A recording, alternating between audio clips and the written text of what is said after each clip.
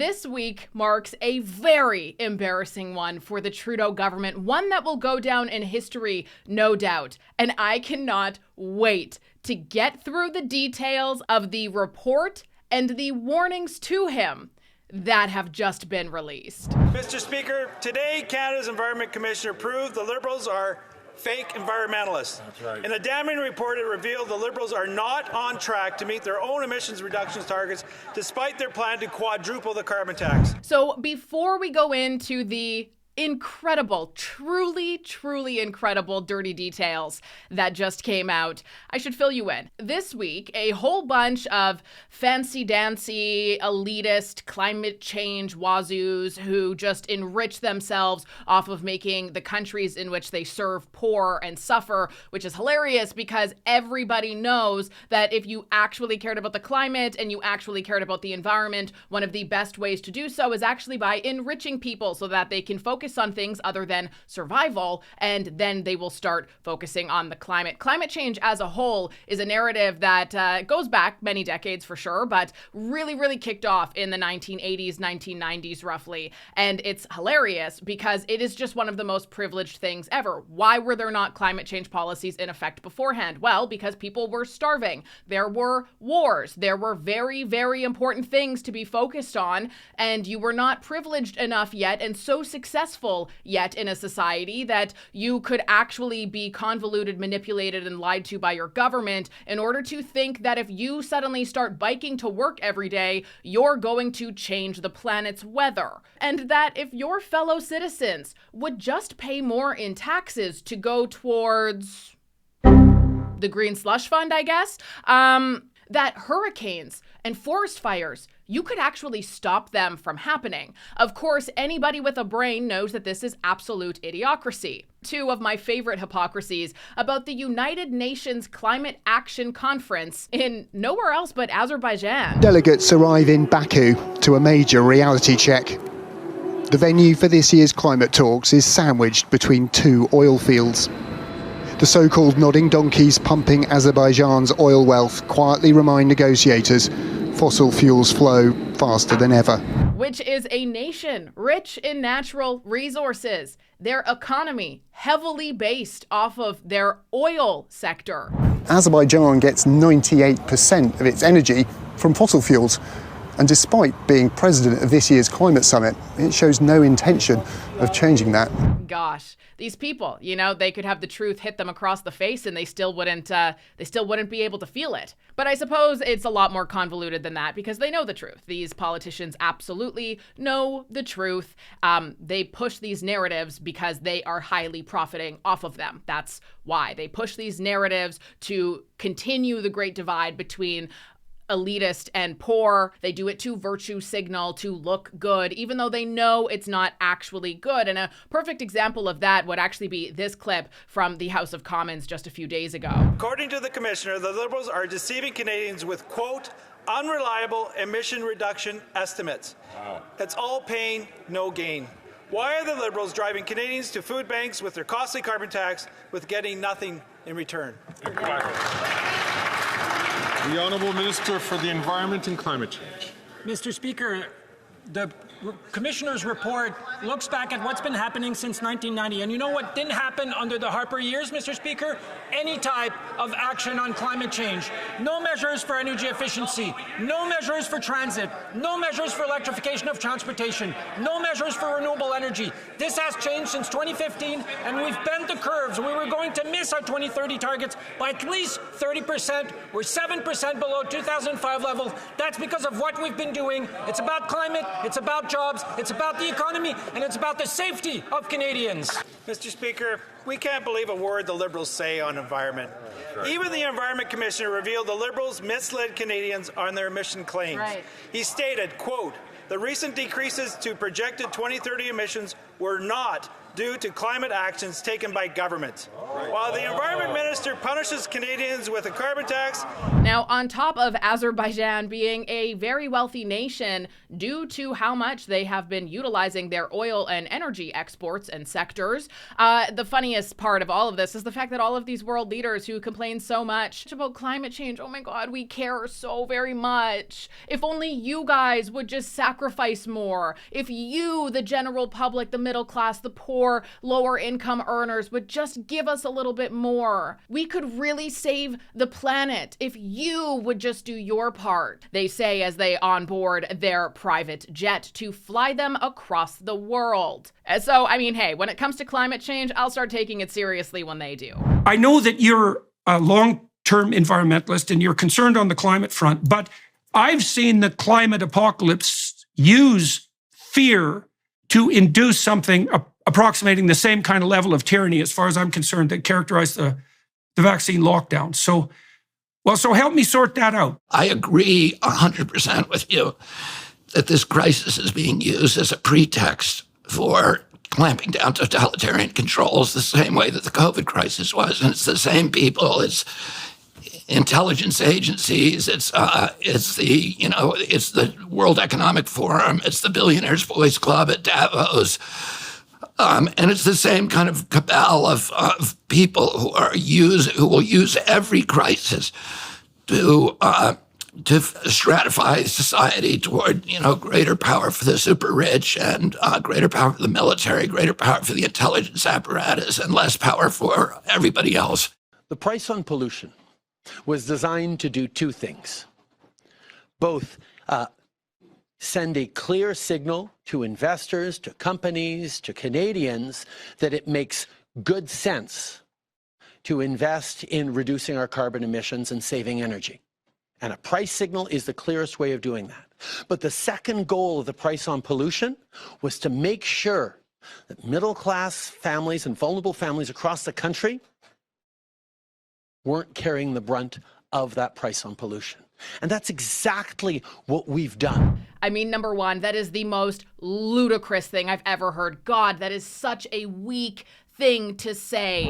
One of the things we agree on is that you can't build a strong economy unless you're protecting the environment. You look like such a weak leader. You look like a loser when you say stuff like that, dude. But it makes this information all the merrier. So it turns out that anybody who is awake has been saying Trudeau's carbon tax is an epic failure. Canada now ranks dead last in G7 countries when it comes to emission cuts. I wonder how they're going to try to argue this one in the House. Madam Speaker, that's misleading Canadians.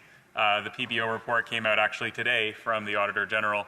The Auditor General, the Commissioner of the Environment, came out today indicating that, yes, our emissions are the lowest that they've been since the mid-1990s, and that is good news for Canadians. It's clear that the Conservative Party is not focusing on emissions reductions or protecting the environment. They're not interested in climate action. They work for big oil and gas. We've proposed a cap on emissions and a cap on pollution for the oil and gas sector, primarily in Alberta. And Alberta MPs stand in defiance to that because they don't want emissions to go down. They feel as though the oil and gas sector can continue to use Canada as an exhaust pipe. And in pure narcissistic fashion, Justin Trudeau, instead of taking this information and saying, maybe we got to change some things here because clearly this just isn't really working. And yeah, actually Canada does contribute for like less than 0.1 of global emissions by humans. And we do have a massive forest canopy. So maybe we actually don't need to be doing this. And then we could perhaps actually be competitive with the United States, who is lowering their business tax rates versus ours, who is increasing it, on top of charging anybody who wants to work or do business in this country a carbon tax. And then on top of the other federal taxes and provincial taxes for wherever those places operate. It is no surprise that business investments have left Canada faster than I can say, I told you so. So nope, he's not going to be removing the carbon tax at all. In fact, he plans to extend it. He now is planning to add carbon tax to include import taxes on goods from countries that don't have their own carbon tax, which is almost every country. Like, this is the worst thing you could do. Man, Canadians are really hurting right now. I wonder what we could do to make it worse.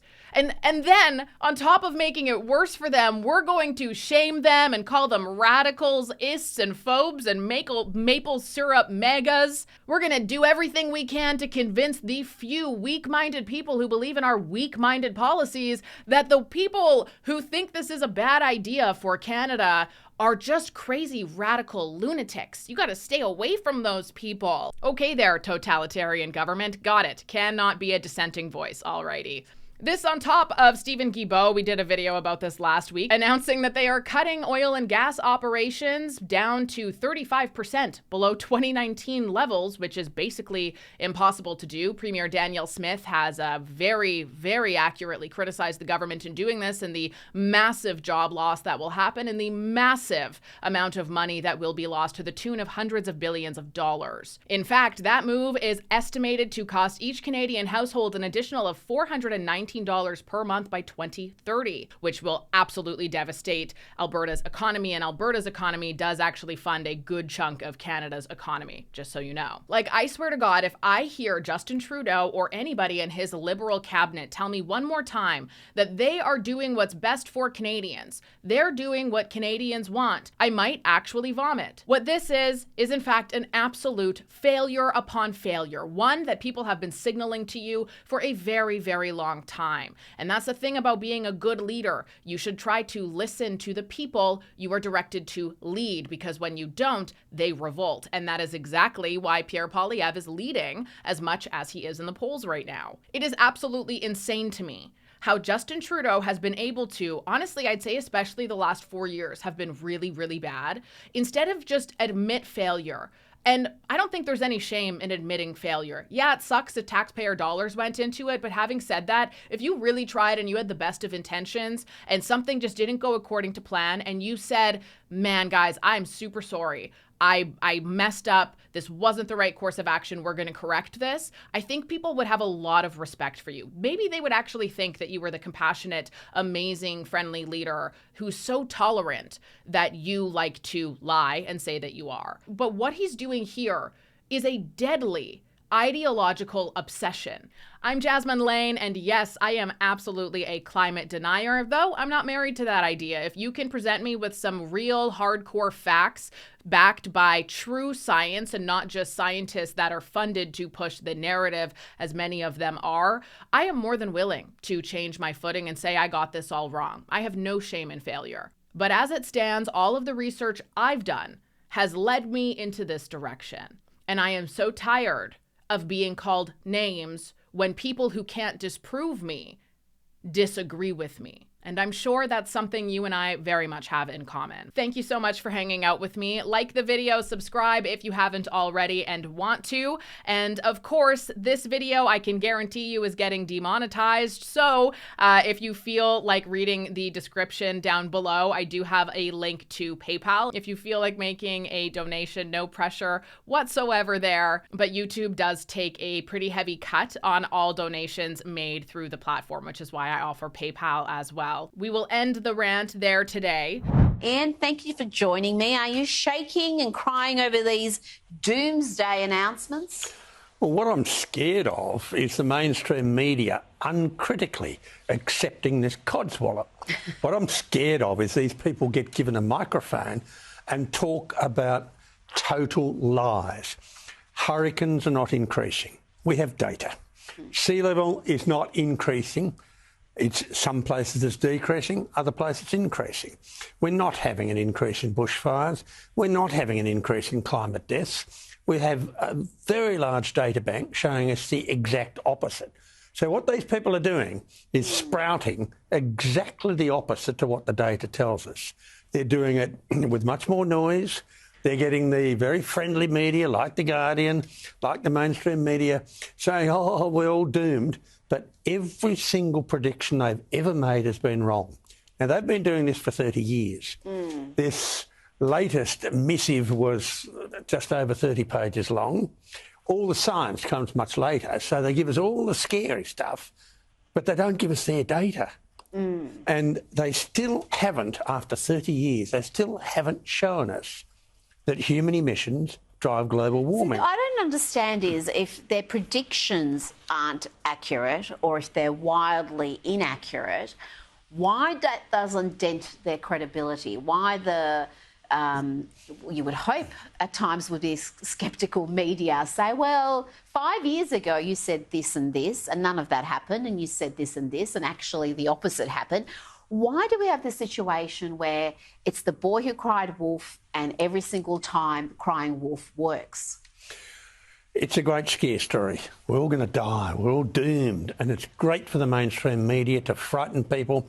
Front page on the newspaper, lead article on a television program, and people fall for the propaganda. There's been a relentless campaign of propaganda for 30 years, and the basics haven't been shown. If you cannot show that human emissions of carbon dioxide drive global warming, then all the arguments about coal, about gas, about hydrocarbons are not demonstrated. They're wrong.